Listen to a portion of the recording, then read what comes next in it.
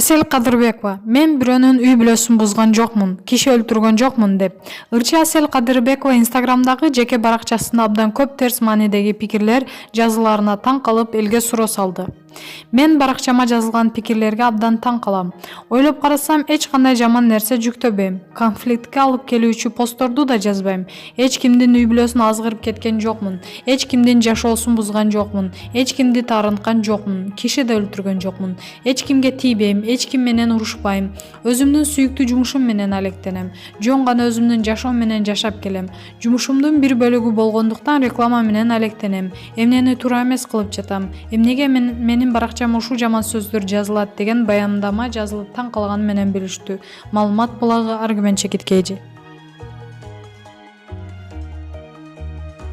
Аваз Акимов менен Айдана Дека ак өргөлүү болушту. Ырчы жубайлар Аваз Акимов менен Айдана Дека жаңы жылдын алдында жаңы квартирага көчүп келишти. Бул тууралуу ырчы Айдана Дека маалымдады.